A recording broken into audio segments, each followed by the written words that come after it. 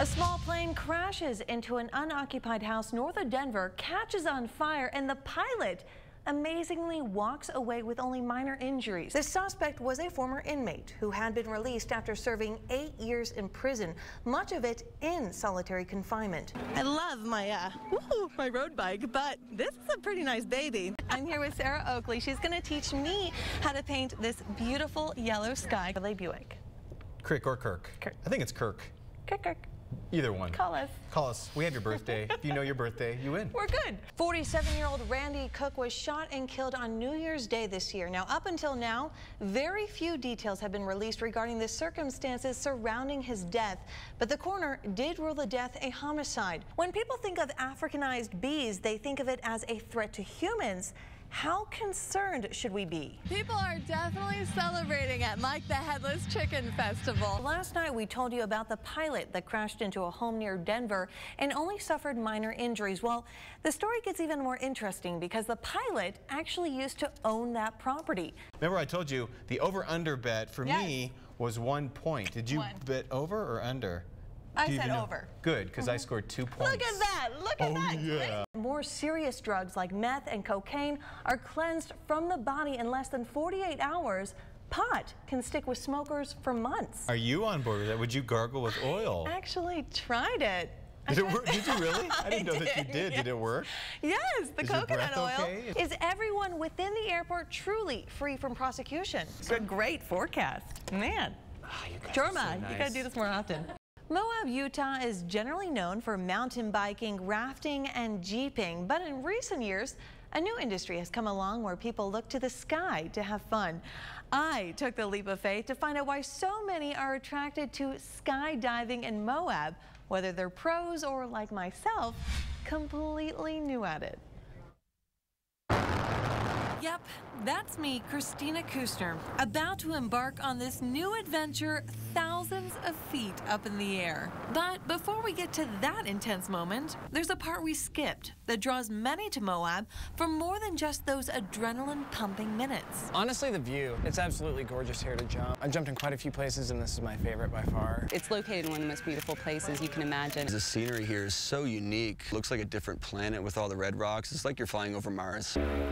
It was 11 years ago when Skydive Moab decided to use the area's scenery as a canvas for sightseeing visitors daring to take the jump. There's really 2 parts of the skydive, the 20-minute scenic flight that it takes to get up to altitude. So we take it near Canyonlands, Dead Horse Point, the Colorado River, Moab, Arches, and then back over top. Skydiving's always fascinating and fantastic and fun. It is a really visual sport. You get to see these really cool things. So adding the red rocks and the desert and the canyons that are out there, it takes it like a step above.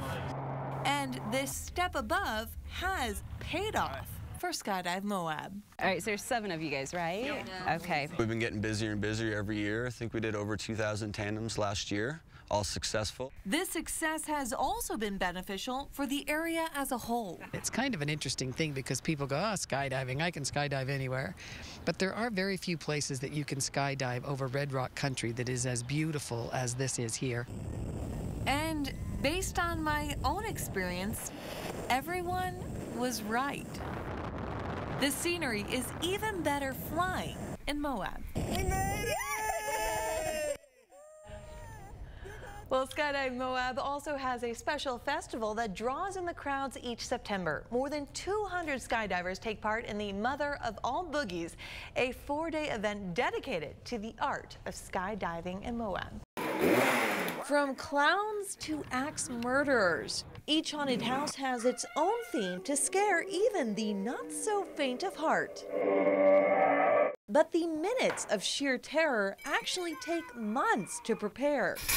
We start March. We actually go to a couple conventions up in St. Louis, and then we start building all year long. We start planning this probably about a month after. It may be hard to believe, but to execute these dark nightmares, a flow is essential. We try to create chemistry from room to room, and we try to give more of an ambiance in a specific room, but we want to lead it to another room. You kind of want to start not as scary so they can get in, kind of move a little quicker, and then around the middle you start kind of bombarding them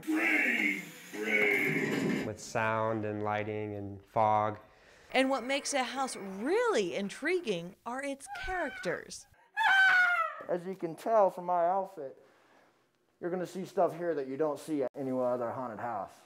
I am an axe murderer. I carry around an axe or sometimes a sledgehammer. I get to chase people around. Then you have what's called lead scares, like usually people with chainsaws and machetes that get the most frights. And all their demented details. It's the whole hair, makeup, costume, has to fit the set. Never sleep again. If you're coming in a little pale or even a little darker, then people, they don't look at you like you're a real human. They look at you as like you're a ghost or some sort of monster. Despite the long hours, it's the overall results that have many continuing this terrifying trend year after year. Everyone likes to get scared. This was terrifying. Oh, thank you. For News Channel 5, I'm Kristina Kusner. Giggles, glam, and glitz. 3 words one could describe Lucy, Lauren, Emily, Izzy, and Abby. But when you look deeper, these little girls are making a big difference in the Grand Valley. You guys ready? Okay. I got together my friends Emily and Izzy, and I said, hey, we should do a Random Act of Kindness Club. And so we just did that. When Lucy asked me to join, I loved the idea and I wanted to be a part of it. When we were having the first meeting, we were wondering of a name, and I'm like, oh, we should have the Caring Queens, and I guess people liked it. With their jeweled crowns on. Let's do this, Lady K. Each Wednesday, the Caring Queens dedicate their time doing just that, making others smile.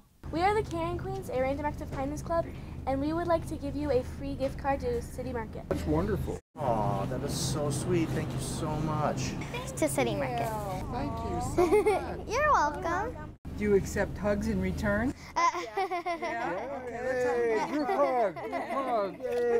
After several fundraisers, since they were established in October, the Caring Queens have completed more than 30 random acts of kindness. We taped quarters up to the vending machine. We put Easter eggs in like parks and stuff. We donated food. We've hidden bubbles in the community. We made cookies for the PTO staff. There's so many, it's hard to think of a couple. Despite the ups and downs of starting the group, it took some time to get used to getting everything organized and getting everything in order to do everything, because a lot of things that we do we need to plan. It's taught us a lot about money, and it's also taught us a lot about working together. We'll all be up there with you, Kay? You'll be fine, just fine. These Caring Queens wouldn't trade a thing for the memories they've made. This is a good club, it's very fun. It's kind of fun helping out the community. It makes me feel really good and that I'm helping out and making other people's days. News Channel 5 and Serpo, we've chosen you all as this month's People You Can Count On recipient. Our team was really inspired by your guys' service, especially at a young age. In this envelope is $500 cash for you guys to continue doing what you guys are doing. We think you're amazing. Thank you so much. You are so welcome, and thank you. Thank you guys very, very much.